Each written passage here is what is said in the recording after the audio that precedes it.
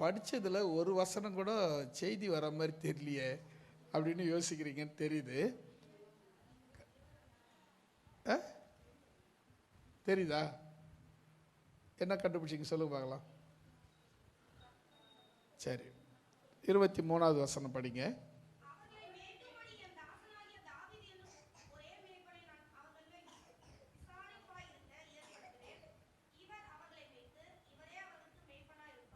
ஆமேன். ஒரு அல்லே சொல்லமா? இது வசனம் இல்லை, இதுக்கப்புறம் தான் நம்ம போகிறோம். இங்கிருந்து போகிறோம். முதல்ல நம்ம கவனிக்க வேண்டிய விஷயம் என்னென்னா,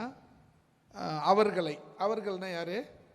தேவனுடைய பிள்ளைகளை மேய்க்கும்படி என் தாசனாகிய தாவீது என்னும் ஒரே மேய்ப்பனை நான் அவர்களுக்கு விசாரிப்பாய் இருக்க ஏற்படுத்தினேன். இப்போ இது ஏன் தாவீது சொல்கிற? மற்றவங்களாம் சொல்லியிருக்கலாம் இல்லை? அப்போ தாவீது சொல்கிறதுக்கு காரணம் என்னன்னா, தாவீது பார்த்திங்கன்னா தேவனை மேய்ப்பராகவும் அவனை தன்னை ஆடாகவும் பேசி பாவித்து ஒரு பாடலை போடுவான். கர்த்தர் என் மேய்ப்பராக இருக்கிறார், நான் தாட்சி அடையேன், புல்லுள்ள இடங்களில் அவர் என்னை மேய்த்து அமர்ந்த தண்ணீர் என்னை கொண்டு. அப்போது அந்த மேய்ப்பனுக்குரிய பக்குவம் அவனுக்கு இருந்தபடியால் கர்த்தர் என்ன பண்ணார்? தாவீதை மேய்ப்பனாக இங்கே சொல்றார் பாருங்க. தாவீது என்னும் ஒரே மேய்ப்பனை நான் அவர்கள் மேல் ஏற்படுத்தினேன். அல்லேலூயா சொல்லாமா? இப்போ தேவன் நமக்கு ஒரு மேய்ப்பரை வச்சிருக்கிறாரு. அது தாவீது என்னும் ஒரே மேய்ப்பன். அல்லேலூயா. தாவீது என்ன மேய்ச்சிருவாரு அப்படின்னா, தாவீது ஆடு மேய்க்கிறதுல ரொம்ப நேர்த்தியானவன். ஏன்னா எதிரிகளுக்கு இருந்து எதிரிகள் சிங்கம் கரடி, ஒரு முறை சிங்கம் வரும்போது ஒரு முறை கரடி வரும்போது அந்த சிங்கத்துக்கிட்ட இருந்தோம் அந்த கரடி கிட்ட இருந்தோம் தான் மந்தையை அவன் காப்பாற்றினான். அதை போல் ஒரு மேய்ப்பனுங்கிறவன் மந்தையை காப்பாற்றுகிறவனாக இருக்கிறான். அதுதான் தேவன் தாவீதை இங்கே மேய்ப்பனாக, ஒரே மேய்ப்பனாக நமக்கு கொடுத்திருக்கிறார். 2வது வசனம், அந்த 24வது வசனம் பாருங்களேன்.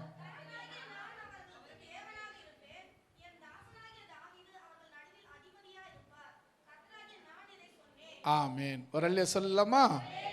இப்போ தாவீதை நான் என்ன பண்ணிட்டேன்? மேய்ப்பனா உங்களுக்கு வச்சுட்டேன். அப்போ நான் என்ன பண்ண போகிறேன் அப்படின்னு தேவன் சொல்கிறார் பாருங்க.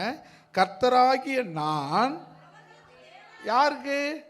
நமக்கு, இஸ்ரவேல் ஜனங்களாகிய கர்த்தருடைய ஜனங்கள், ஆட்டுக்குட்டி ஆகிய நமக்கு தேவன் தேவனாய் இருக்கிறார். அல்லேலூயா.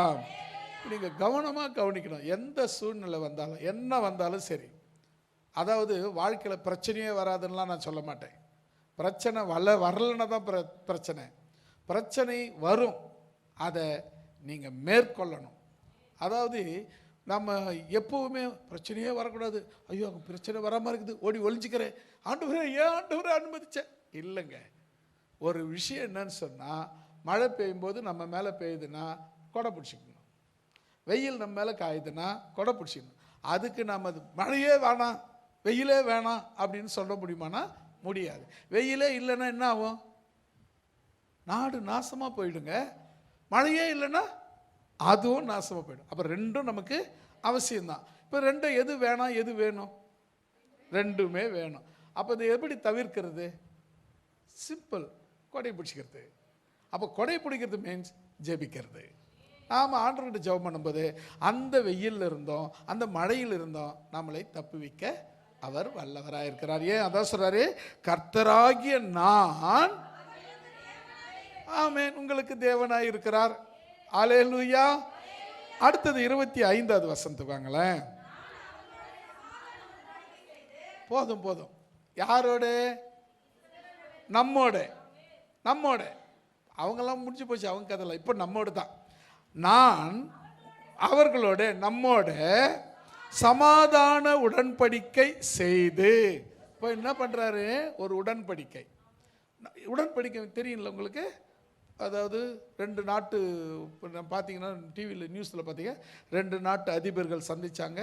இந்த காரியங்களை குறித்து உடன்படிக்கையில் கையெழுத்து போட்டாங்க அப்படின்னு. 2 நாட்டை சமாதானப்படுத்துகிறவர். அப்போது நமக்கு என்ன தேவன் உடன்படிக்கை, சமாதான உடன்படிக்கை பண்ணுறான்னா, நமக்கு விரோதமாக எழும்புகிற ஆயுதங்களை அவர் சமாதான உடன்படிக்கையின் மூலமாய் கட்டி போடுகிறார். அல்லேலூயா. நமக்கு விரோதமாய் எழும்புகிற பிசாசின் கிரியைகளை சமாதான உடன்படிக்கையின் மூலமாய் அவர் அதை கட்டி போடுகிறார். உனக்கு விரோதமாய் அவைகள் வாய்க்காது. அல்லேலூயா. ஒரு வழியாய் வருவார்கள், 7 வழியாய் ஓடி போவார்கள், உங்களை அணுகாது. அதுதான் இங்க வசனம் சொல்லுது. நான் அவர்களோடு உங்களோடு சமாதான உடன்படிக்கை செய்து, அடுத்தது ஒன்று செய்யறாரு, துஷ்ட மிருகங்களை தேசத்தில் இராதபடிக்கு ஒழிய பண்ணுவேன். அடுத்தது நமக்கு பிரச்சனை துஷ்ட மிருகங்கள். துஷ்ட மிருகங்களை சில பேர் பார்த்தீங்கன்னா நாயினால கூட பிரச்சனை.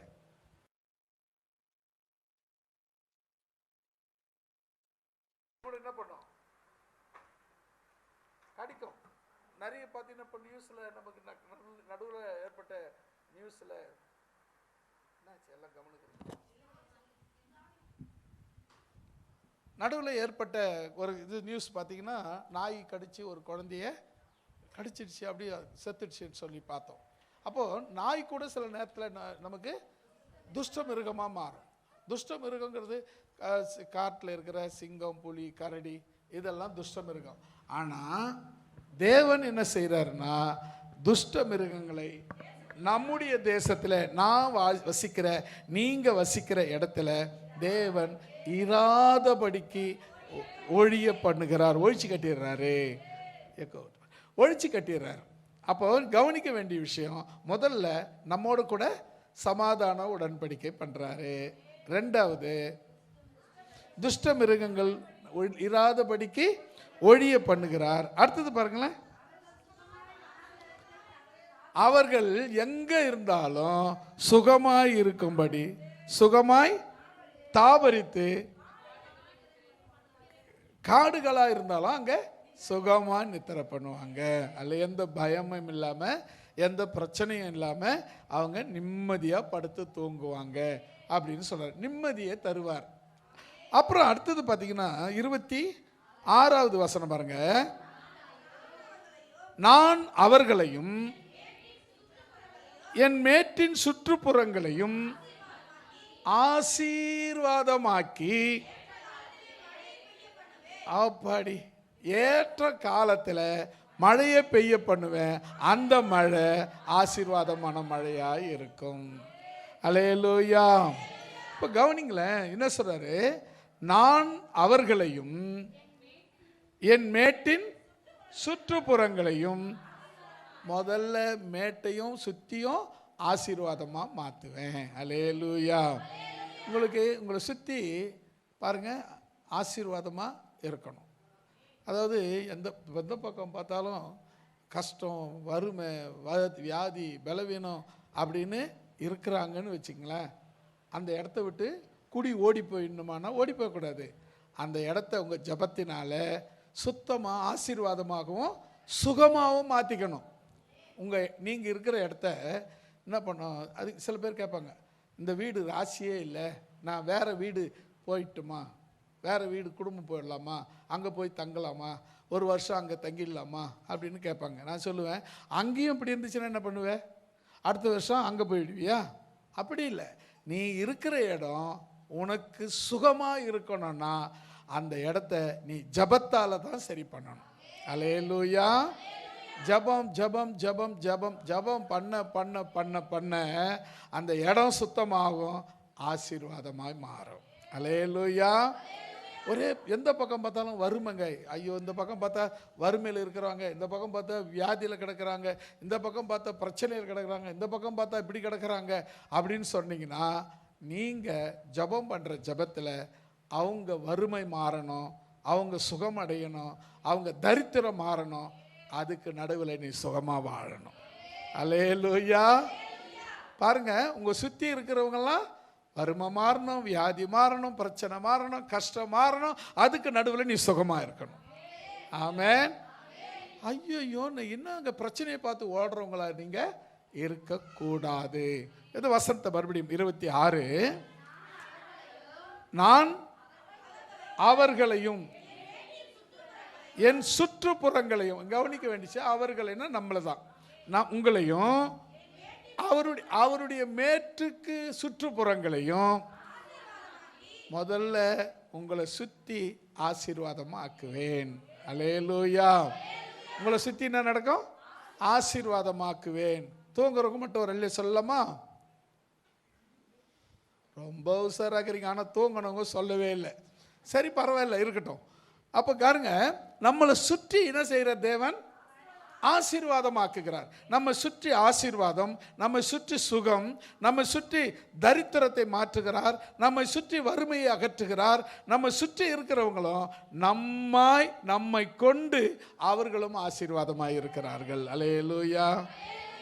ஒருவேளை நீங்கள் இந்த ஆலயத்துக்கு வரும்போது கஷ்டத்தின் மத்தியில் வந்திருக்கலாம். இன்னைக்கு அந்த கஷ்டம் உனக்கு இருக்காது. அதுதான் ஆண்டவர். அதுதான் நாங்கன்னு சொல்ல முடியாது, அதுதான் ஆண்டவர். ஆண்டவர் உன்னுடைய எல்லா நிலைமையை மாற்றக்கூடியவர். அவரால் மட்டும்தான் மாற்ற முடியும். எங்க பாஸ்டர் நீங்க மாற்றுங்க, அதெல்லாம் முடியாதுங்க. ஏன்னா இன்னைக்கு இருப்பேன் நாளைக்கு இருப்பேனான்னு சொல்ல முடியாது. என்னால் எப்படி மாற்ற முடியும்? நானும் உங்களை போல சாதாரணமாக சராசரியான மனுஷன்தான். உங்களுக்கு என்ன செய்கிறாரோ எனக்கு அதை செய்கிறாரு, எனக்கு என்ன செய்கிறாரோ அதை உங்களுக்கும் செய்கிறாரு. இதில் எனக்கு உங்களுக்கு வித்தியாசம் எதுவும் கிடையாது. என்னன்னா போதிக்கிற வரத்தை கொடுத்துருக்கிறாரு, போதிக்கிற அவ்வளோதான். எது ஸ்பெஷல் ஒன்றும் கிடையாது. நீங்களும் நானும் ஒன்று தான். அப்போ என்ன விஷயம்னா ஆண்டவர் தான் நம்மளை ஆசீர்வதிக்கிறார். அல்லேலூயா. இந்த வசனம் பாருங்க, நான் அவர்களையும் என் மேட்டையும் சுற்றுப்புறங்களையும் முதல்ல ஆசீர்வாதமாக்குவேன். ரெண்டாவது என்ன பண்றாரு? ஏற்ற காலத்திலே மழை பெய்ய பண்ணுவேன், அது ஆசீர்வாதம் மழை பெய்யும். அல்லேலூயா. ஏற்ற காலத்தில் மழை பெய்ய பண்ணுவேன். அந்த மழை எப்படி இருக்கும்? ஆசீர்வாதம் மழையாய் இருக்கும். அடுத்தது 26வது வசனம் பாருங்களேன். 27. வெளியின் விருட்சங்கள் தங்கள் கனியை தரும். என்னங்க இது பாருங்க, விருட்சங்கள் உங்க மரங்கள், நீங்க வைக்கிற மரங்கள் உங்களுக்கு கனி கொடுக்கும். பூமி, உங்க பூமியிலிருந்து உங்களுக்கு பலன் உண்டாகும். அப்புறம் அவர்கள் நாங்கள் தேசத்திலே சுகமாய் இருப்போம். அடுத்தது நுகம்னா நமக்கு வர்ற பாரங்கள். அதாவது இப்போ நுகம்னா நுகத்தடி. நுகம்னா நீங்கள் பாருங்கள், மாட்டுக்கு ஒரு வண்டி போட்டுறாங்க. அந்த மாடு அந்த வண்டி கழுத்தில் தான் சுமக்கணும். எவ்வளோ சுமையாக இருந்தாலும் அது சுமந்து தான் போகணும். அந்த கழுத்து அந்த அந்த நுகத்தடி விலகிடக்கூடாதுன்றதுக்காக ஒரு ஒரு கயிறு போட்டு பூட்டுவாங்க. அது பேர் என்ன? தும்பு போட்டு அந்த கொம்பு அந்த மாட்டையும் அந்த நுகத்தையும் மூட்டுவாங்க. இப்போ இந்த வெயிட்டு அவங்கள விட்டு விலகக்கூடாதுன்றதுக்காக, அந்த மாட்டை விட்டு அந்த வெயிட்டு விலகக்கூடாதுன்றதுக்காக அந்த தும்பு போட்டு பூட்டுறது போல நமக்கும் பிசாசு எந்த விதத்திலேயாவது நுகத்தை போட்டு தும்பு போட்டு பூட்டி வச்சிருப்பான். ஆண்டவர் சொல்றாரு, உன் நுகத்தின் கயறுகளை அறுத்து அவர்கள் அடிமை கொண்டவர்களின் கைக்கு நீங்களாக்கி விடுவிக்கும் போது நான் கர்த்தர் என்று அறிந்து கொள்ளுவார்கள். அல்லேலூயா. இப்போ நம்ம அது எப்போ இதெல்லாம் நடக்கும்னா, ஆசீர்வாத ஏற்ற காலத்தில் மழையை பெய்ய பண்ணுவேன், அது ஆசீர்வாதமான மழையாய் இருக்கும். இந்த மழையை பற்றி உங்களுக்கு தெரியும். அதிகமாக வந்துட்டா வெள்ளம் அடிச்சுக்கிட்டு நிறைய சர்வநாசத்தை பண்ணிடும். அதே கம்மியாக வந்துட்டா எந்த உயிரினமும் பிழைக்கிறதுக்கு முடியாது. மாடுகளுக்கு தண்ணி கூட தண்ணி வேணும்னா கூட மழை வேணும். மழை இல்லைன்னு சொன்னால் நமக்கு ரொம்ப கஷ்டமாக இருக்கும். அது ஏற்ற காலத்தில் பெஞ்சா அது ஆசீர்வாதமாக இருக்கும். காலம் தவறி போய் பெஞ்சிச்சுன்னா அது சாபமாக மாறும். இப்போ உங்களுக்கு அந்த மழை, ஆசீர்வாத மழை பெய்யணும். எப்போ? ஏற்ற காலத்தில். நம்ம ஒரு பிரசங்கி சொல்லும்போது எல்லாத்துக்கும் ஒரு காலம் உண்டு ஆமாம் தானே? அவர் சொல்கிற அந்த வசனத்தை படிச்சிடலாமா? பிரசங்கி 3ஆம் அதிகாரம் 1லிருந்து 12வது வசனம் வரை. ஒவ்வொன்றுக்கும் ஒவ்வொரு காலம் உண்டு. வானத்தின் கீழ் இருக்கிற ஒவ்வொரு காரியத்திற்கும் ஒரு சமயம், எல்லாத்துக்கும் ஒரு நேரம் இருக்குங்க. நீ பாட்டுன்னு இந்த நேரத்தில் இது நடக்கணும்னு சொல்லக்கூடாது. தேவன் எதை நியமிச்சாரோ, எப்போ நடக்கணும்னு நியமிச்சாரோ அப்போ கரெக்டாக நடக்கும். ஒவ்வொன்றுக்கும் ஒவ்வொரு காலத்தை அவர் நியமிச்சிருக்கிறாரு. அந்த காலத்தில் அது கரெக்டாக நிறைவேறும். அப்புறம் பாருங்க, பிறக்க ஒரு காலம் உண்டு. ஏன் அந்த சவுண்டை கம்மியாக படிக்கிறீங்க? என்னங்க அது, சாவுன்னா செத்துருவோமா? அதெல்லாம் ஒன்றும் கிடையாது. நெருப்புனா வாய் சுடவே சுடாது, நெருப்பு தொட்டால் தான் சுடும். சாவுனா செத்துருவோமானா செத்துற மாட்டோம். அதனால் சாவு, ஐயோயோ அதை சொல்லவே கூடாது. சாவு அதெல்லாம் ஒன்றும் கிடையாது. பிறக்கும் போதே நம்ம இறப்பு நியமிக்கப்பட்டிருக்கிறது. அல்லேலூயா. ஆனால் எப்போ இறப்புன்னு தான் யாருக்கும் தெரியாது. தெரியல. ஆமாம் தானே? சில பேர் போகும்போதே, படுக்கும்போதே, தூங்கும்போதே, சாப்பிடும்போதே, இப்படி எப்போ வேணாலும் நடக்கலாம். இறப்பு அது இயல்பு, இயற்கை. பிறக்கிறது உண்மைன்னு சொன்னால் சாக்கிறதும் உண்மை தான். அதை தடுக்கலாம் முடியுமானா முடியாது. ஆனால் ஒன்று செய்ய முடியும், நித்திய ஜீவனை சுதந்திரித்து கொள்ள முடியும். அல்லேலூயா. சாக முடியாது, ஆனால் நித்திய ஜீவனை சுதந்திரித்து கொள்ளும். சாக தடுக்க முடியாது, ஆனால் நித்திய ஜீவனை சுதந்திரித்து கொள்ள முடியும்.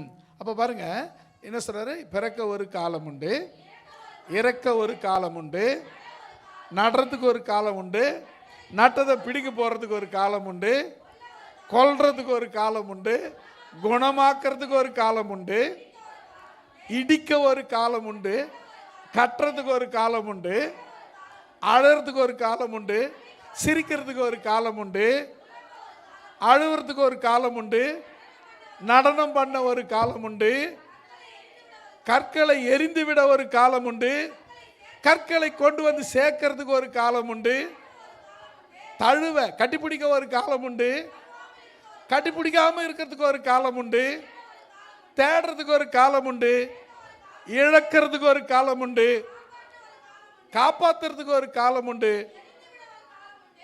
என்னங்க?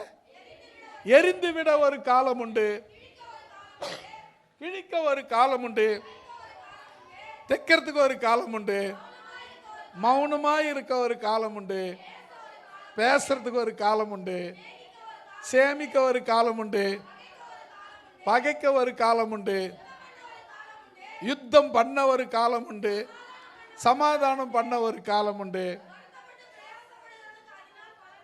இவ்வளவும் அது அந்த காலத்தில் அது நடக்குது. நீ வருத்தப்பட்டு என்ன பண்ண போற?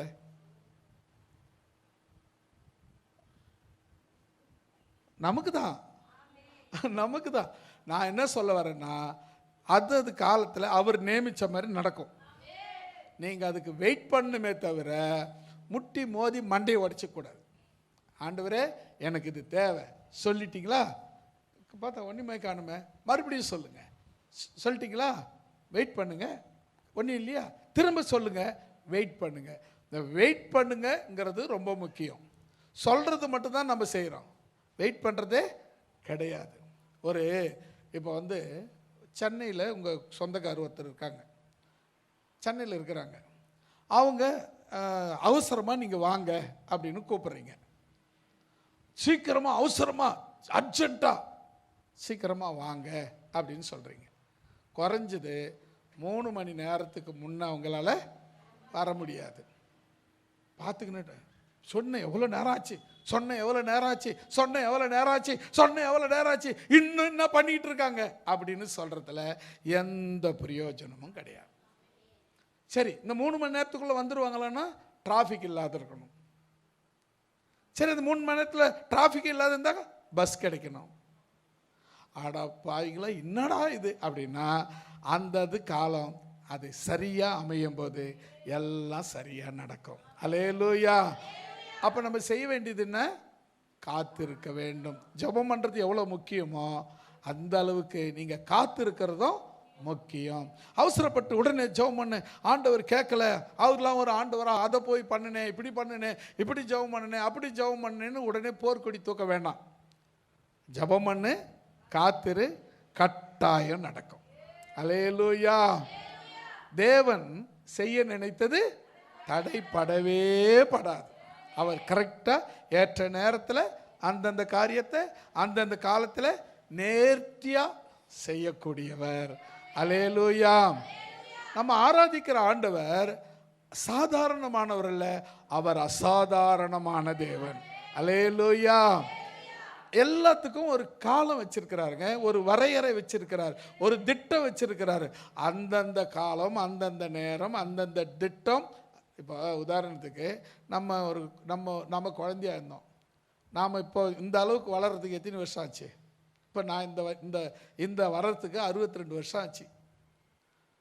உடனே நான் பிறந்த உடனே மீசை வரல, இந்த ஆடி வரல அப்படின்னு தடவி பார்த்தா எப்படி இருக்கும்? அதுக்கு வர வேண்டிய நேரத்தில் வரும். அதுக்காக நாம் காத்திருக்கணும், அந்த வளர்ச்சிக்காக காத்திருக்கணும், அந்த நாளுக்காக காத்திருக்கணுமே தவிர உடனே அவசரப்படுறதுனால உங்களுடைய ஜெபம் கேட்கப்பட மாட்டாது. நீங்கள் காத்திருந்து ஜெபம் பண்ணி காத்திருந்தீங்கன்னா உங்கள் ஜெபத்துக்கு நிச்சயம் பதில் உண்டு. அவர் செய்வார், சொன்னதை நிச்சயம் செய்யக்கூடிய தேவனாயிருக்கிறார். அல்லேலூயா. அவர் சொல்லியும் செய்யாது இருப்பாரா? அவர் சொல்லிட்டார், இதெல்லாம் வசனத்தில் நம்ம கிட்ட சொல்லிட்டாரு. அப்ப செய்யாது இருப்பாரா? கட்டாயம் செய்வார். எப்ப செய்வாரு? காத்திரு, ஏற்ற காலம் வரும் அப்ப செய்வார், காத்திரு. அப்போ மழை ஏற்ற காலத்தில் வராத மழை எப்படி நமக்கு ஆசீர்வாதமா இராதோ, அது போல ஏற்ற காலத்தில் வராத எதுவுமே நமக்கு ஆசீர்வாதமா இருக்காது. அப்ப அந்த ஏற்ற காலத்தில் வந்த அந்த மழை என்ன மழையா இருக்குது? ஆசீர்வாத மழையாய் இருக்கிறது. ஆண்டவர் இந்த ஆண்டில் உங்களுக்கு ஒரு ஆசீர்வாத மழையை கொடுக்க போகிறார். நீங்க செழிப்பாக, சந்தோஷமாக, மகிழ்ச்சியாக வாழ போறீங்க. உங்களுடைய தேவைகள் எப்படி சந்திச்சது, எப்படி கிடைச்சது, எப்படி வந்தது, யார் கொடுத்தாங்க தெரியாது, ஆனால் தேவன் கொடுக்க வல்லவர். அல்லேலூயா. சொன்னார், மழையும் பார்க்க மாட்டீங்க, காற்றையும் பார்க்க மாட்டீங்க, ஆனா உங்க வாய்க்கால்கள் நிரம்புமா? நிரம்பும். அவர் சொன்னா, ஆமென். அவர் சொல்ல ஆகும், கட்டளையிட அப்படியே நிற்கும். அப்ப நீங்க அதை விசுவாசிக்கணும், காத்திருக்கணும். அந்த காத்திருப்பு நமக்கு அவசியம். ஏற்ற காலம். அல்லேலூயா. இந்த ஏற்ற காலத்துக்கு நாம் காத்திருக்கும் பொழுது கர்த்தர் என்ன செய்வாராம்? நம்ம தேசத்தில் மழையை பெய்ய பண்ணுவார். அந்த மழை ஆசீர்வாதமான மழையா இருக்கும். எந்த சாபத்தை, நஷ்டத்தை, கஷ்டத்தை உண்டாக்காது. நோவா காலத்தில் ஒரு மழை வந்துச்சு, உங்களுக்கு எல்லாருக்கும் தெரியும். நோவா தாத்தா காலத்தில் ஒரு மழை வந்துச்சு. எத்தனை நாள் மழை பெஞ்சது? 40 நாள் பெஞ்சது. 40 நாள் மழை பெஞ்சது. பூமி திறந்து பூமியிலிருந்து தண்ணி வெளியே வர ஆரம்பிச்சு. வானம் பொத்துக்கிட்டு கீழே பொத்திக்கணும். இன்னும் பூமி வானம் ஓட்டையாக போச்சா தண்ணி தொபன்னு ஊற்றுதுன்னு சொல்லுவோம். அந்த விட அதிகமாக தண்ணியை மேலேருந்து கொட்ட ஆரம்பிச்சது, கீழேருந்து வர ஆரம்பிச்சது. தண்ணி மழை வர வர வர வர வர வர வளர்ந்துக்கிட்டே இருக்குது. 150 நாள் வர பார்க்குறாங்க. 40 நாள் மழை, 150வது நாள் பார்த்தா அரரத்து மலைக்கு மேலே போயிடுச்சு தண்ணி. அவ்வளோ உயரம் போயிடுச்சு. இது என்னாச்சு? பூமியில் இருந்த சகல ஜாதி ஜனங்களையும் சர்வ சங்காரம் பண்ணிடுச்சு. ஒரு மிருகங்கள் தப்பலை, ஒரு மரங்கள் தப்பலை, ஒரு மனுஷன் தப்பலை, ஒரு ஒரு ஒரு பூச்சி புழு கூட தப்பலை. எல்லாம் ஆண்டு போச்சு, எல்லாம் போச்சு.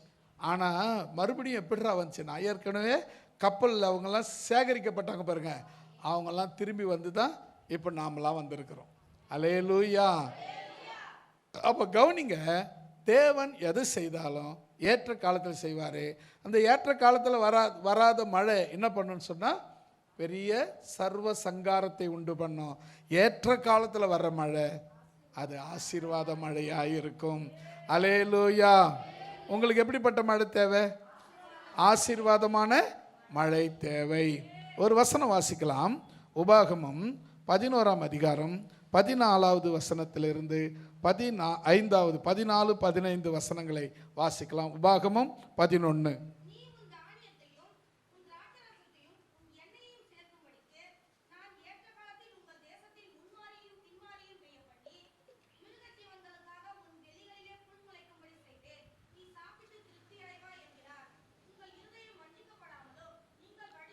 பதினாலு 15 தானே படிக்கிறீங்க? 14 15 மட்டும் மறுபடியும் படிங்க. நீ உன் தானியத்தையும் உன் திராட்சரசத்தையும் உன் எண்ணெயையும் சேர்க்கும்படிக்கு நான் ஏற்ற காலத்தில் உங்கள் தேசத்தில் முன்மாரியையும் பின்மாரியையும் பெய்ய பண்ணுவேன். மிருக ஜீவன்களுக்காக வெளிகளிலே புல் முளைக்கும்படி செய்வேன். நீ சாப்பிட்டு திருப்தி அடைவாய் என்றார். அல்லேலூயா சொல்லமா? இந்த ஏற்ற காலம், நான் மறுபடியும் சொல்றேன், ஏற்ற காலம், அதுக்காக காத்திருங்க. அந்த காலம் வரும் வரை நம்ம வெயிட் பண்ணணும். இப்போ சில நேரங்களில் பார்த்தீங்கன்னா அவசரப்படுறவங்க வாழ்க்கையில் பார்த்தீங்கன்னா நிறைய நஷ்டங்கள் தான் வரும். நீங்கள் உங்களுக்கு தெரிஞ்சவரெல்லாம் பாருங்களேன், நிறைய காரியங்கள் அவசரப்பட்டவங்க என்ன ஆனாங்கன்னு சொன்னால் நஷ்டம் அடைஞ்சிருப்பாங்க. அந்த காலம் நிறைவேறதுக்காக காத்திருக்கிறாங்க பாருங்க, அவங்க ஆசீர்வதிக்கப்படுவாங்க. அவசரப்படக்கூடாது. எந்த ஒரு விஷயத்திலையும் நம்ம ஆண்டவர்கிட்ட கேட்டோம், ஆண்டவர் செய்வார், அந்த நம்பிக்கை இருந்தால் நீங்கள் என்ன பண்ணோம், ஏற்ற காலத்துக்கு காத்திருக்க வேண்டும். அப்போ இந்த ஏற்ற காலம், இப்போ இந்த வசனத்தில் பாருங்களேன், உபாகம் 11, நீ தானியத்தையும் திராட்சரசத்தையும் உன் எண்ணெயையும் சேர்க்கும்படிக்கு நான் ஏற்ற காலத்தில் உங்கள் தேசத்தில் முன்மாறி பின்மாறி மழை பெய்ய பண்ணுவேன். அல்லேலூயா. அந்த முன்மாறி பின்மாறி அப்படின்னா பருவமழைகள். இந்த முன்மாறி பெய்யறது பருவமழை. விதைக்கும் போது பெய்யும், அறுக்கும் போது பெய்யாது. அதுக்கு ஏற்ற நேரத்தில் தடை. இப்போ அதுக்கு முன்னெல்லாம் பார்த்து, இப்போ எங்கே மானாவரி விதைக்கிறாங்களான்னு தெரியல. இப்போ வேர்க்கடலை மட்டும்தான் மானாவரி போடுறாங்க. அதுலேயும் சில நேரத்தில் நஷ்டமாயிடுது. மானாவரி போட்டு நஷ்டமானவங்க, மானாவரியாக போனவங்க நிறைய பேர் இருக்காங்க. ஏன் அப்படின்னா அது பட்டா பாக்கியம்தான். கிடைச்சா போச்சு, கிடைக்கலன்னா கிடைச்சா சந்தோஷம். ஏன்னா விதைச்சோம், இப்போ அர்த்தம், அவ்வளோதான். தண்ணி பாய்ச்சிருந்து மேலேருந்து அவர் பாய்ச்சிட்டாரு. ஆனால் இது பார்த்தீங்கன்னா தேவன் சொல்கிறது பாருங்களேன், நீங்கள் திராட்சரசத்தையும் இந்த பாருங்க, உன் தானியத்தையும் திராட்சரசத்தையும் எண்ணெயும் சேர்க்கும்படிக்கு நான் ஏற்ற காலத்தில் உன் தேசத்தில் முன்மாறி பின்மாறி மழை பெய்ய பண்ணுவேன். அல்லேலூயா. முன்மாறி பின்மாறி மழையை பெய்ய பண்ணுவேன், அது ஏற்ற காலத்தில் செய்வேன். அல்லேலூயா. இப்போ இந்த ஏற்ற காலம் வரும் வரை நம்ம என்ன பண்ணணும், காத்திருக்கணும். சொல்லிட்டுமா கேட்டுமா, அப்போ என்ன பண்ணலாம், என்னங்க நடக்கவே இல்லை, இப்படி பார்க்கறத விட நிச்சயம் செய்வார், நிச்சயம் நடக்கும். அந்த நம்பிக்கையோட நீ எதிர்நோக்கி பார்க்கணுமே தவிர பின்னோக்கி பார்க்கவே கூடாது. இது வரையிலும் இந்த ஊருக்கு வந்த வரையிலும் சொல்கிறேன். நான் 90 வந்தேன், இன்னைக்கு 26, 90, 2000, 2020, எத்தனை வருஷம் ஆகுது? 36 வருஷமா? 36 வருஷம் ஆகுது. இந்த 36 வருஷத்தில் நான் பெரிய 2 சூட்கேஸ் நிறைய பணம் எடுத்துக்கொண்டு வந்தேன். இல்லை, பாக்கெட்டில் கூட பணம் இல்லை. அப்புறம் எங்கள் சூட்கேஸில் பணம் வருது. சரி, ஒன்று, நான் பெரிய ஜாப்பில் வந்தேங்க, கவர்மெண்ட் ஜாப்பில் இருந்தேங்க, பெரிய சம்பளம், அப்படி வந்தேங்க. அதுவும் கிடையாது. நம்ம சபையில் நிறைய தாங்குறவங்க இருந்தாங்கங்க, அதுவும் கிடையாது. அப்போ எப்படிங்க? அது சொன்னார்ல, உன் தானியத்தையும் திராட்சரசத்தையும் உன்னை எண்ணெயும் சேர்க்கும்படி, அது சேர்க்கும்படி ஏற்ற காலத்தில் முன்மாறி பின்மாறி மழையை பெஞ்சதுனால ஆசீர்வாத மழை என் மேல் வந்தது. அல்லேலூயா. அப்போ எனக்கு கொடுத்தவர் எங்கேயோ இருந்து வந்த எனக்கு கொடுத்தவர் இங்கேயே இருக்கிறவங்களுக்கு கொடுக்க மாட்டாரா? கொடுப்பார். அப்போ உங்களுக்கு தேவை அந்த விசுவாசத்தோடு காத்திருக்க வேண்டும். ஏற்ற காலத்துக்காக நீங்கள் காத்திருக்கிறவங்களா மாறணும். அப்படி இந்த ஆசீர்வாதம் மழை பெய்யும்போது என்ன நடக்கும்னா, உங்களுக்கு மட்டும் இல்லை, உங்கள் மிருக ஜீவன்களுக்கு வெளியிலே புல் முளைக்கும்படி செய்வேன். நீ சாப்பிட்டு எப்படி இருப்ப? திருப்தியாக இருப்ப. அல்லேலூயா. எப்படி பாருங்க, தேவன் இந்த திருப்தி அப்படிங்கிற ஒரு வார்த்தை யாருக்கு வரும்னா கிறிஸ்தவங்களுக்கு மட்டும்தான். ஏசப்பாவை தேடுறவங்களுக்கு மட்டும்தான் இந்த திருப்திங்கிற ஒரு வார்த்தை. மற்றவங்களாம் நீங்கள் பாருங்கள், எவ்வளோ வந்தாலும் சரி, பழமொழி சொல்லுவாங்களே, ஆடு வந்தாலும் அரை நாள், மாடு வந்தால் மத்தியானம் அப்படின்னு சொல்லுவாங்க. எவ்வளோ வந்தாலும் பத்தாது, எவ்வளோ வந்தாலும் பத்தாது. கிறிஸ்தவங்களை பாருங்கள், அவங்கள கேட்டு பாருங்களேன், நல்ல கிறிஸ்தவங்களை நான் சொல்கிறது, நல்ல கிறிஸ்தவங்களை, என்னம்மா எப்படி இருக்க? ஆண்டவருடைய புண்ணியத்தில் நல்லா இருக்கிறேன். மற்றவங்களை கேட்டு பாருங்க, ஏதோ கடக்கிறேன். அவங்க ஏதோ கடக்கிறாங்க, அவ்வளோதான். ஏன்? விசுவாசம் இல்லை. ஏற்ற காலத்தில் தேவன் ஆசீர்வதிப்பார் நம்பிக்கை இல்லை. நான் சொல்கிறேன், நீங்கள் நல்ல விசுவாசியாக இருந்தால் என்ன பதில் திரும்ப சொல்லுவீங்க? நல்லா இருக்கிறேன், அவருடைய புண்ணியம், நான் நல்லா இருக்கிறேன். அல்லேலூயா. இப்போ நான் சொல்கிறேன் பாருங்க, நான் சொல்கிறேன் இல்லை, அவருடைய புண்ணியம் தான், எந்த விதத்திலும் வருமானம் கிடையாது. இப்போ தான் பிள்ளைங்க சம்பாதிக்கிறாங்க. அப்போது அவங்களுக்கு செலவு தானே, அவங்கள படிக்க வைக்கிற செலவு, துணிமணி செலவு தானே அவங்களுக்கு. வரவு இல்லையே. அப்போவும் கர்த்தர் நடத்தினார். அப்போ இப்போவும் உங்களை நடத்த அவர் வல்லவர். முன்மாறி பின்மாறி மழையை கொடுக்க அவர் வல்லமை உள்ளவராய் இருக்கிறார். ஹல்லேலூயா, ஹல்லேலூயா. அப்ப நீங்க செய்ய வேண்டியது என்ன? விசுவாசத்தோடு காத்திருக்க வேண்டும். அவர் செய்கிற வரையிலும் வெயிட் பண்ணுங்க, கர்த்தர் நிச்சயம் செய்வார். அவர் சொல்லிட்டாருன்னா சொல் தவறவே மாட்டார். அல்லேலூயா. இன்னொரு வசனம் கூட வாசிக்கலாம். 33 உபாகமும் 33 32 35 32ஆம் அதிகாரம் 35வது வசனம். 32 35. பழி வாங்குவதும் பதில் அளிப்பதும் எனக்குரியது. ஏற்ற காலத்தில் அவர்களுடைய கால் தள்ளாடும், அவர்களுடைய ஆபத்து நாள் சமீபமாய் இருக்கிறது. அவர்களுக்கு நேரிடும் காரியம் தீவிரித்து வரும். இப்போ இது யாருக்கு? உங்களுக்கு விரோதமா எழும்புகிறவர்களுக்கு. இப்போ கவனிங்களேன், ரொம்ப முக்கியமான ஒரு விஷயம். நம்மளை ஒருத்தர் என்ன, அவன் என்னை பார்த்துட்டு அப்படின்ட்டு போனான். அது என்ன பிரச்சனை ஆச்சுன்னு தெரியல. அதை ஒரு வருஷம் அதையே பேசிகிட்டு இருப்பாங்க. நான் சொல்கிறேன், பழி வாங்கிறது உன் வேலை கிடையாது. அல்லேலூயா. பழி வாங்கிறது உன் வேலை கிடையாது. அப்புறம் என்னது? பதில் அளிக்கிறதும் அவர் வேலை தான், உன் வேலை கிடையாது.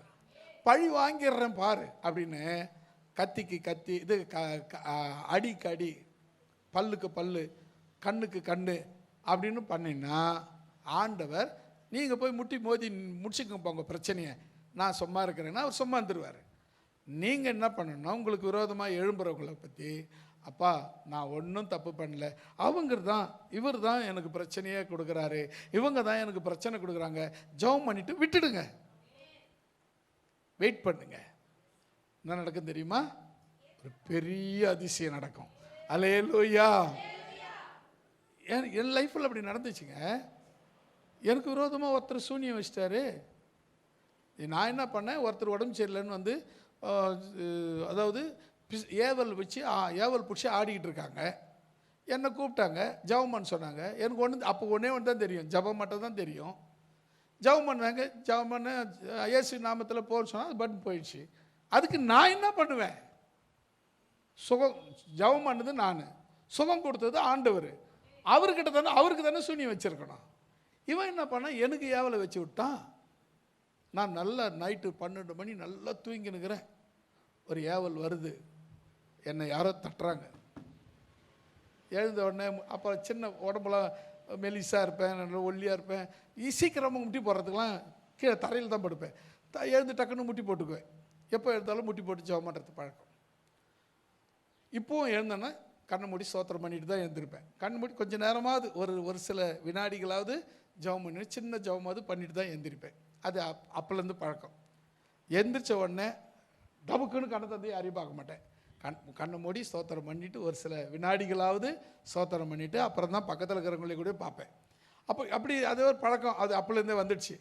அப்போ இப்படி இருந்த உடனே எழுந்த உடனே நான் என்ன பண்ணேன், கண்ணை மூடி ஜெபம் பண்ணுறேன். ஒரு பெரிய உருவம், குட்டி உருவம், குரங்கு மாதிரி ஓடிடுறது என் கண்ணுக்கு முன்னே. கண்ணை மூடிக்கிட்டு தான் இருக்கிறேன், கண்ணுக்கு முன்னே ஓடிடுற மாதிரி தெரியுது. கிட்ட வர வர வர வர பெருசாகுது. கிட்ட வந்து நிற்குது. என் முட்டி போட்டுங்கிறேன், எங்கள் எதிர்க்க நிற்குது. பெரிய ஒரு பையன் அளவுக்கு, என் முட்டி போட்டால் எவ்வளோ உயரம் இருப்பேன் அந்த அளவுக்கு ஒரு பையன். செம கருப்பு, உடம்பெல்லாம் முடி, செம கருப்பு, ஏறக்குறைய கரடி மாதிரி. மூஞ்சி மட்டும் மனுஷன் மூஞ்சி. பார்த்து நான் அப்படியே ஜெபம் பண்ணிக்கிறேன். அந்த உருவம் எனக்கு முன்னே நிற்குது. ஒரு சத்தம் கேட்குது. இது என்ன தெரியுமான்னு. எனக்கு தெரியாது ஆண்டவரே அப்படின்னு. இது உனக்கு விரோதமாய் அனுப்பப்பட்ட ஏவல் அப்படின்னாரு.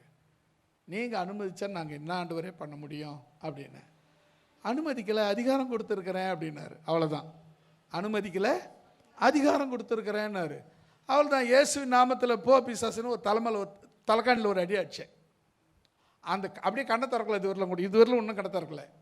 அந்த அசுத்த ஆவி அப்படியே மல்லாக்க விழுது.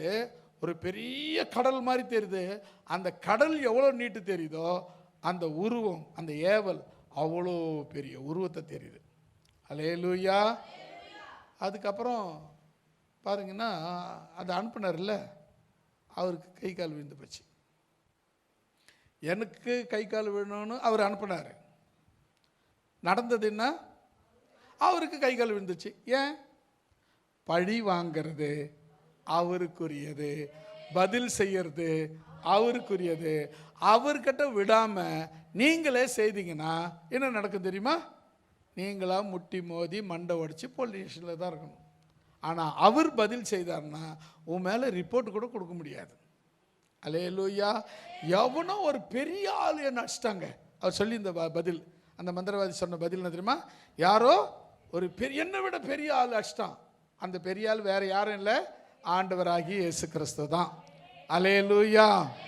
உனக்கு விரோதமாய் எழும்பும் ஆயுதம் வாய்க்காது. அதான் அவர் சொன்னார், உனக்கு விரோதமாய் எழும்பும் ஆயுதம்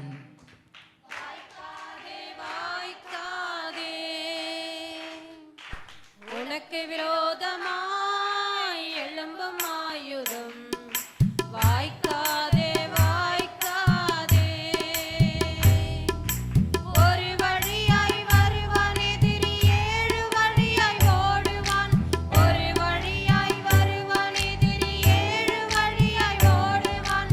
வெட்கப்பட்டு போவதில்லையே, நீ வெட்கப்பட்டு போவதில்லையே, வெட்கப்பட்டு போவதில்லையே, நீ வெட்கப்பட்டு போவதில்லையே. உனக்கு விரோதமாய் எழும்பும் ஆயுதம் வாய்க்காதே வாய்க்காதே. உனக்கு விரோதமாய் எழும்பும் ஆயுதம் வாய்க்காதே வாய்க்காதே. அல்லேலூயா. நம்ம சர்ச்சு வந்து உளுந்தில் ஒரு சர்ச் இருந்தது. அது உங்களுக்கு தெரியும்னு நினைக்கிறேன். தெரியுமா தெரியாதுன்னு தெரியல. அந்த சர்ச்சு வந்து ஒரு அந்த ஊர் தலைவர், அப்போதைக்கு இருந்த தலைவர், ஆளுங்களை ஏவி விட்டார். உடச்சி நிர்மூலமாக்கிட்டாங்க. நாங்கள் போகவே இல்லை. பத்திரிக்கைலாம் போட்டு, பேப்பர்லாம் போட்டு பத்திரிக்கைலாம் வந்தது. நாங்கள் போகவே இல்லை, விட்டோம் அப்படியே. அவனு என்ன பண்ணாங்க, போலீஸ் ஸ்டேஷனில் அவங்க போலீஸாக கூப்பிட்டு கேட்டாங்க. அவங்களையும் கூப்பிட்டாங்க, எங்களை கூப்பிட்டாங்க. நாங்கள் ஒன்றும் பேசல, அவங்கள மட்டும் கேட்டாங்க. நாங்கள் பண்ணலங்க, மக்கள் பண்ணாங்கன்னு அவங்கள முடிச்சிட்டாங்க. ஒன்றுமே இல்லை, அந்த கேஸ் முடிச்சிட்டாங்க. ஆனால் நாங்கள் ஜெபம் பண்ணோம். ஏன்னா அதில் விசுவாசிங்களுடைய பணம் இருக்குது, செலவு கஷ்டம். அவங்க ஆளுக்கு கொஞ்சம் காசு போட்டு அந்த கட்டுறதுக்கு உதவி பண்ணாங்க. அதுங்க அவங்களுடைய கஷ்டம் இருக்குது. அதை நான் ஜெபம் பண்ண, ஆண்டவரே இந்த மக்கள் இந்த 1000 ரூபாங்கிறது பெரிய துட்டு. அப்போ இப்போ 1000 ரூபாய் சாதாரணமாக போச்சு, 10 ரூபாய் பாக்கெட்டில் வச்சுக்கிற மாதிரி ஆயிடுச்சு. இப்போவும் ஒரு சிலருக்கு அந்த 1000 ரூபாய் பெரிய துட்டு தான். அப்போ அது வந்து அவங்களுக்கு அது பெரிய துட்டு, ஒரு 1,00,000 ரூபாய் கொடுத்த மாதிரி அது. அந்த நேரத்தில் அப்படி கொடுத்தோம். இப்படி ஒன்றுமில்லாத போயிடுச்சு ஆண்டவரேன்னு ஜெபம் மட்டும் விட்டுட்டோம் நாங்கள். அவருக்கு அந்த ஊர் தலைவருக்கு ஒன்றும் நடக்கலை, அவருக்கு ஒன்றும் பண்ணல, யாரும் ஒன்றும் பண்ணல, போலீஸ் ஸ்டேஷன் ஒன்றும் பண்ணல, எதுவும் ஒன்றும் பண்ணல, அதிகாரங்க ஒன்றும் பண்ணல. ஏன்னா அவரை ஒன்றும் பண்ண முடியல. நாங்கள் கம்முன்னு விட்டோம், ஜெபம் பண்ணி விட்டுட்டோம், அவ்வளோதான். ஒரு நாள் வந்துச்சு, அவங்க தம்பியுடைய மனைவி இறந்து போயிடுறாங்க. அவங்க தம்பியுடைய மனைவி இறந்ததுக்கு இவர் தான் கொலை பண்ணிட்டாருன்னு பழி சுமக்கப்பட்டு உள்ளே தூக்கி வச்சு ஜெயிலில் தூக்கி போட்டாங்க. அப்போது அவர் சொன்ன பதில், அந்த ஆள் சொன்ன பதில் என்ன தெரியுமா? உண்மையாக கேஸில் தப்பிச்சு பொய் கேஸில் வந்து மாட்டிக்கினாடான்னு. பார்த்தீங்களா? தேவன் எப்படியா இருந்தாலும் நியாயம் தீர்க்கிற பதில் செய்கிற தேவன் அவர். அல்லேலூயா. நாங்கள் ஒன்றும் பண்ணல, சபையார் ஒன்றும் பண்ணல, நாங்கள் ஒன்றும் பண்ணல. எங்களுக்கு சப்போர்ட்டாக பேசுகிறதுக்கும் ஒருத்தர் இருந்தார், அவராலும் முடிஞ்சவர்களும் போராடினார். அவரும் ஒன்றும் பண்ண முடியல. ஆனால் ஆண்டவரால் பண்ண முடியும்னு முடிச்சு காமிச்சார். அல்லேலூயா. என்ன நடந்தது வசனம் பாருங்களேன். பழி வாங்குதலும் பதிலளிப்பதும் எனக்குரியது. ஏற்ற காலத்திலே அவருடைய கால்கள் தள்ளாடும், அவர்களுடைய ஆபத்தினால் சமீபமாய் இருக்கிறது. அவர்களுக்கு நேரிடும் காரியங்கள் தீவிரித்து வரும். அல்லேலூயா. இது நிஜமாய் உண்மை. அல்லேலூயா. அடுத்ததாக நீதிமொழிகளின் புஸ்தகம் 15ஆம் அதிகாரம் 21வது வசனம், 23வது வசனம்.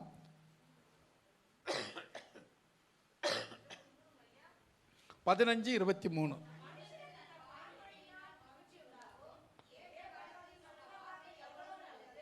ஆமேன். அல்லேலூயா சொல்லமா? மறுபடியும் படிங்க. மனுஷனுக்கு தன் வாய்மொழியினால் மகிழ்ச்சி உண்டாகும், ஏற்ற காலத்தில் சொன்ன வார்த்தை எவ்வளவு நல்லது. அல்லேலூயா. இப்போ ஒருத்தர் உடம்பு சரியில்லாத இருக்கிறார், ரொம்ப சீரியஸாக இருக்கிறாரு. அவர்கிட்ட போய் நீங்கள் அவர் பிழைப்பார் பிழைக்க மாட்டார், 2வது பட்சம். பிழைக்கிறாரு பிழைக்காது போகிறாரு, அது அவர் கர்த்தர் பாடு, அவர் பாடு. ஆனால் நீ போன உடனே என்ன சொல்லக்கூடாதுன்னா, உங்கள் வாயிலிருந்து வர்ற வார்த்தை அவங்களுக்கு நல்ல வார்த்தையாக இருக்கணும். எப்படி இருக்கணும் அப்படின்னா, அவங்கள ஆறுதல் செய்யக்கூடியதாக இருக்கணும், அவங்கள தூக்கி நிறுத்தக்கூடியதாக இருக்கணும், அப்படியே படுத்து கிடக்கிறவங்க எழுந்து உட்காரக்கூடியதாக இருக்கணும். அவங்கள உங்கள் வார்த்தை இருக்க, உங்கள் வாயிலிருந்து வர்ற வார்த்தை கொல்லவும் செய்யும், உயிராக்கவும் செய்யும். ஒருத்தரை காப்பாற்றவும் முடியும், ஒருத்தரை அழிக்கவும் முடியும். ஒருத்தர் வீட்டில் 2 பேர் சண்டை, அவங்க போய் சூசைட் பண்ணிக்கினாங்க, தற்கொலை பண்ணிக்கினாங்க. என்ன சண்டை? வாய் சண்டை தான், கை சண்டை இல்லை. அப்போது இவங்க சாவர அளவுக்கு என்ன சொல்லி இருந்தால் அவங்க சாவாங்க.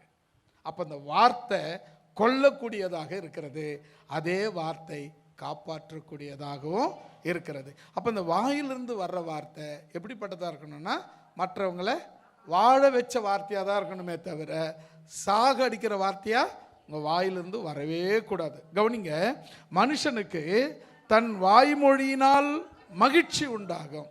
நீ நல்ல மாதிரி பேசணுன்னா மகிழ்ச்சியாக இருப்ப, இல்லைன்னா யாராவது ஒருத்தர் இல்லைனாலும் ஒருத்தர்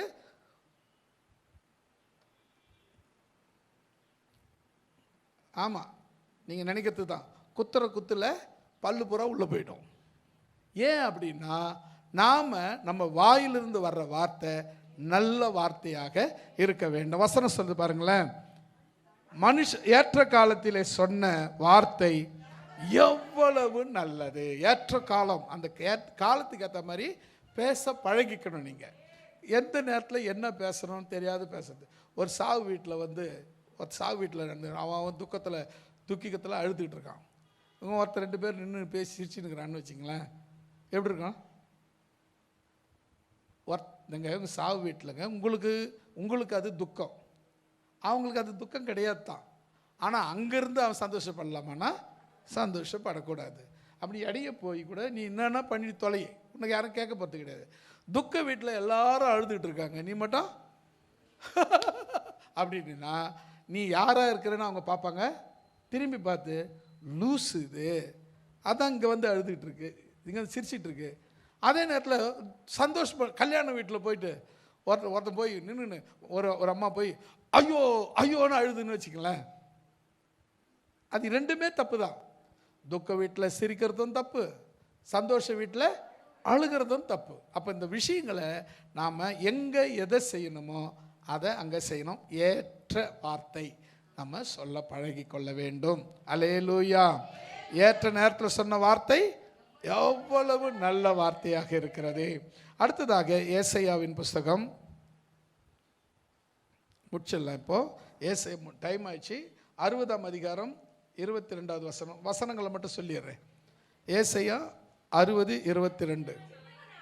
சின்னவன் 1000 சிறியவன் பலத்த ஜாதியுமாவான், கர்த்தராகிய நான் ஏற்ற காலத்தில் இதை தீவிரமாய் நடப்பிப்பேன். அல்லேலூயா. எதை தீவிரமாக நடப்பிப்பாரு? சின்னவன் 1000ஆகவும் சிறியவனை பலத்த ஜாதியாகவும் ஏற்ற காலத்திலே நான் செய்வேன். அல்லேலூயா. அடுத்ததாக 5வதாக கலாத்தியர் புஸ்தகம் 6ஆம் அதிகாரம் 9வது வசனம். கலாத்தியர் 6:9. நன்மை செய்கிறதில் சோர்ந்து போகாமல் இருப்போமாக, நாம் தளர்ந்து போகாமல் இருந்தால் ஏற்ற காலத்தில் அறுப்போம். அல்லேலூயா. அடுத்தது பார்த்தீங்கன்னா நம்ம எதில் சோர்ந்து போகக்கூடாது?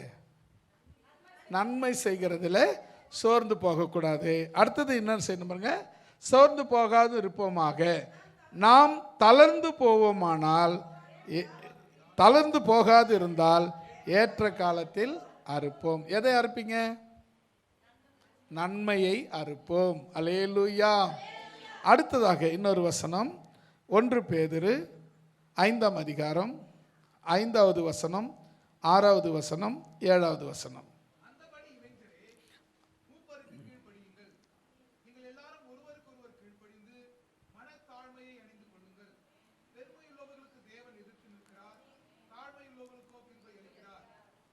ஆகையால் ஏற்ற காலத்தில் தேவன் உங்களை உயர்த்தும்படிக்கு அவருடைய பலத்த கைக்குள் அடங்கி இருங்கள். அவர் உங்களை விசாரிக்கிறவரானபடியால் உங்கள் கவலைகளை எல்லாம் அவர் மேல் வைத்து விடுங்கள். அல்லேலூயா. கடைசியாக பாருங்க, 5 காரியங்களை சொன்னேன். 6வது காரியம், 5 காரியம் சொல்லிட்டு இப்போ 6வது காரியம்.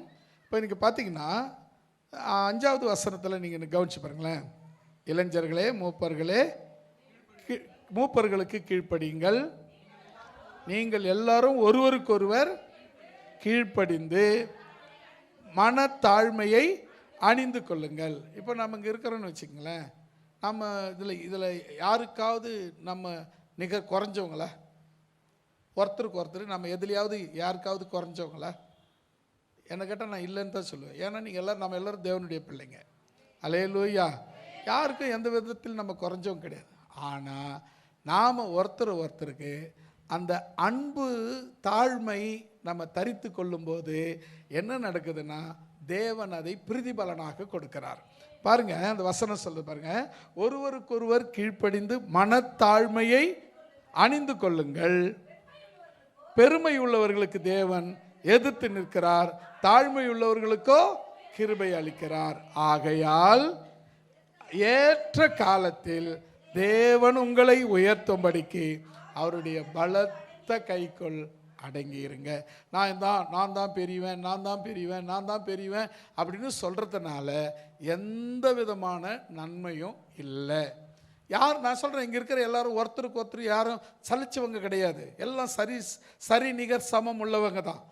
ஆனால் நீங்கள் நான் சரி நிகர் சமம் உள்ளவனு முறுக்கிக்கிட்டு நிற்காம உங்களை நீங்களே தாழ்த்தி ஒருவருக்கு ஒரு மேல் அன்பாக இருக்கும் பொழுது அதற்குரிய பலனை ஏற்ற காலத்தில் தேவன் தருகிறார். என்ன சொல் பாருங்க, ஏற்ற காலத்தில் தேவன் உங்களை உயர்த்தும்படிக்கு அவருடைய பலத்த கைக்குள்ள அடங்கி இருந்தீங்கன்னா அவர் உங்களை உயர்த்த வல்லவராக இருக்கிறார். 7வது வசனம் கூட பாருங்களேன். அவர் உங்களை விசாரிக்கிறவர் ஆனபடியால் உங்கள் கவலைகளை எல்லாம் அவர் மேல் வைத்து விடுங்கள். அல்லேலூயா. என்ன அருமையான வார்த்தை. 6 காரியங்களை நான் உங்களுக்கு சொன்னேன். ஆசீர்வாதமான மழை உங்களுடைய வாழ்க்கையில் வரணும்னா ஏற்ற காலத்துக்காக நீங்கள் காத்திருக்க வேண்டும். எவ்வளோ நாளைக்கு? ஏற்ற காலம் வரும் வரைக்கும். ஜெபிக்கலாமா?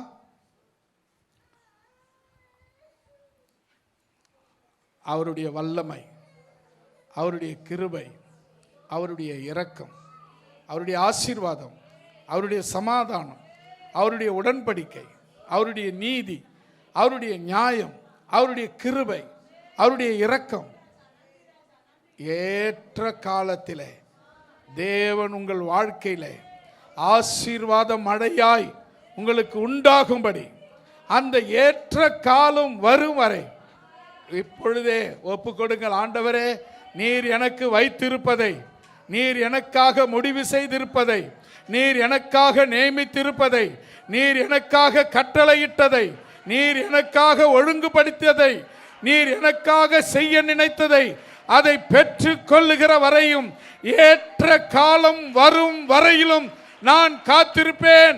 கர்த்தருக்காக அவருடைய நன்மைக்காக, ஆசீர்வாதத்துக்காக, பலனுக்காக ஏற்ற காலம் வரும் வரையிலும் நான் காத்திருப்பேன்.